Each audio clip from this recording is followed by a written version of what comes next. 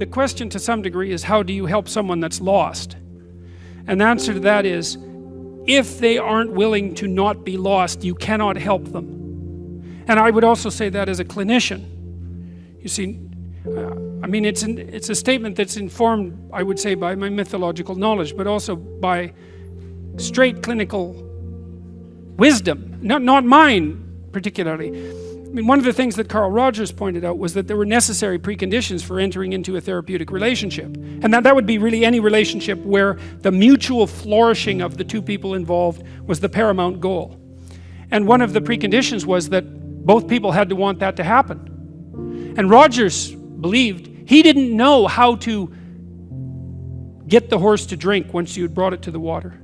And I've thought about that a lot, because when people are really lost, sometimes they're so lost that they can't be found. And I think the only thing that you can do in a situation like that is get your life together and manifest the reality of an alternative mode of being. That's what you've got. And so that's the only way I know of to solve an intractable problem.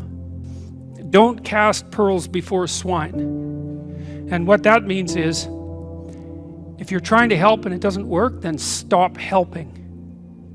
It's not helping, right? It may be just wasting your time. It might be making things worse. You know, if you're offering something and it's not taken, then perhaps you should be offering it somewhere else. And sometimes, if you offer a hand and the person won't take it, you have to stop offering the hand. And then what you do is you go off and you have your life. And sometimes that means in people's lives, for example, that they have to leave their family members behind. Sometimes the thing you do is walk away because there's no other solution. And if you are trapped in pathological relationships and you see no way out of them, if someone who is sinking has their hands around your neck and is pulling you down, you're not obligated to drown with them. You know, there's a rule too if you're a lifeguard. You know, some of you have had lifeguard training. How do you approach someone who's drowning and panicking in the water? Feet out, right, like this. It's like, I'll save you, but that doesn't mean you get to drown me while I'm doing it. And if it's you drown or both of us drown, it's you drown. And that's wisdom. That's not cruelty, right? So, yeah.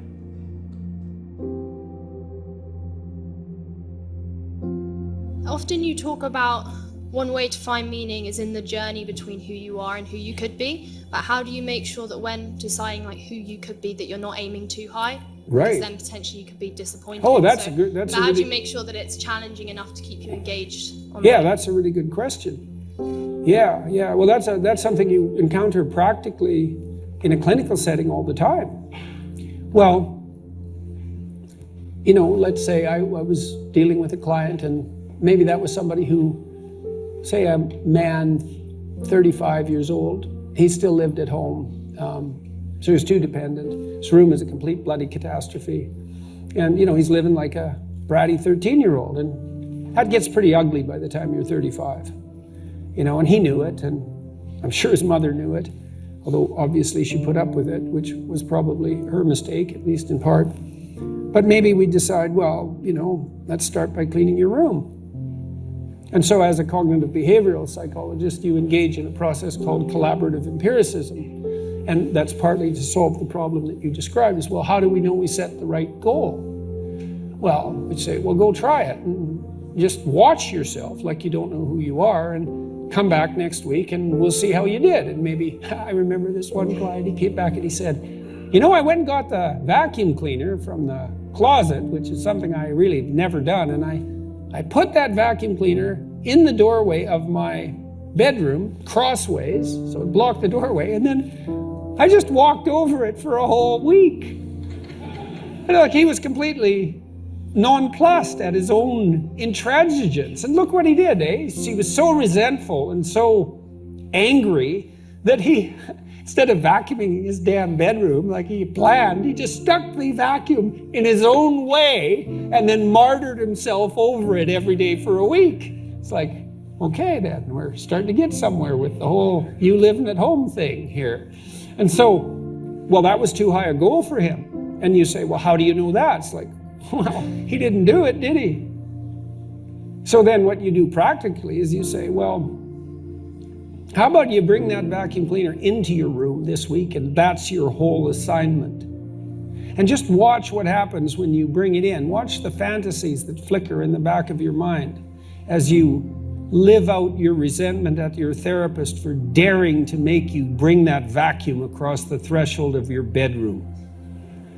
And so if people catch those fantasies, whew, that's quite the bloody nightmare and quite the revelation to themselves, I can tell you, because you have to be one angry person to put a vacuum cleaner in your doorway and walk over it every day for a week. And so then we'd get somewhere. It's like, okay, now we're getting to the bottom of things, you know, but maybe the next week he'd come back, well, with the fantasies at hand and rather shocked as a consequence, but the vacuum cleaner was then in his room. And so he broke the threshold there, you know, and then maybe all he could do was sort out a drawer or half a drawer, something like that. So what you do is, you know, you pick a target that you think is probably reasonable, and you can negotiate that with yourself. And what I would do often practically with my clients is I would say, well, your life is not going very well, and that's why you're here. I mean, that wasn't a pronouncement on my part. And I would ask them, you know, what problems they were suffering from, what they were suffering from. But I would usually do a pragmatic analysis of the generic quality of their life. And it's not that hard to do. You can do this for yourself. It's part of this self-authoring program that I have online. Well, I'm miserable and I'm anxious and I'm bitter and I'm angry and I'm stuck in my career and I don't seem to be able to get anywhere, and God damn it, life isn't worth living anyways, and so half the time I'm suicidal. It's like, okay, you know, right? Now we've established the problem domain, right? At least somewhat. And then I would say, well, hypothetically, you'd rather that some of that wasn't the case, right? So because we want to establish a goal, what is it you want? More misery or less misery? And usually by the time people had come to therapy, unless they were mandated to do so, which never works, by the way, they wanted things to be better. That's why they were there. You know, now and then you get someone who was there just to, you know, maybe please someone else, but I could usually get beyond that, because if they were willing to come there was at least a part of them that was hoping that there was such a thing as up. And then we'd just walk through their life. It's like, okay, well, let's do an assessment. Do you have any friends? And how often do you see them? Well, I have 6 friends, but I only see them once every 6 months, you know, one of them every 6 months. Well, you know, that's pretty low on the friendship hierarchy. So I just file that away as a piece of evidence. Do you have an intimate relationship? Are you as educated as your intelligence would indicate might be useful? Do you have a job? Do you have a career? Or failing that, a job? Right? Because generally people need at least a job and perhaps hopefully a career. How do you regulate your drug and alcohol use? Because that's a major pitfall for people. How do you use your leisure time? How do you take care of yourself mentally and physically? Now, that's not everything about life, right? But if you don't have any of that, well, we have a place to start then, you know, like maybe you should try to make one friend. You know, and there are ways of doing that. So, for example, one of the things that my wife and I used to do when we moved to a new place, which we did fairly often, was we'd pick some local hangout place, restaurant, bar, something like that, and we just go there every week. And until we started to know, at least the proprietors, we'd introduce ourselves and we'd make that a routine. And then, you know, you can get to know people. And sometimes with my clients, I would have to, some of them were incredibly not socially skilled, like in ways you just have no idea. Well, maybe some of you do. How? Well, because I don't mean you specifically, although maybe I do, but you certainly may know people like this. You know, I had one client who was literally so socially anxious he could not use a telephone.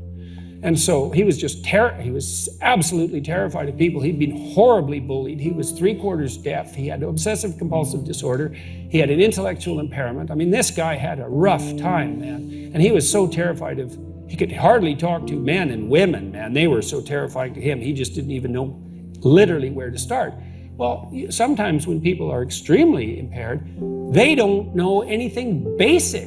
They have no friends. It's why? Well, they introduce themselves like this. What's your name? And then maybe you say it, but they're so preoccupied that they don't hear it, and then they shake hands. So let's shake hands. That's not good. That's not good. You don't remember the name. You're not making eye contact, so you can't see the person's emotional response, and then you're afraid, and that's why you're looking away. And then because you're afraid and you're looking away, you don't pick up the social cues about how to initiate conversation, even if you know how to do that. So then you're awkward, and because you're looking away, you don't listen, and then you can't enter into the flow of conversation. And so we'd practice shaking hands, maybe 20 times till the person could do it and was comfortable with it. And that's how you start at the bottom of things.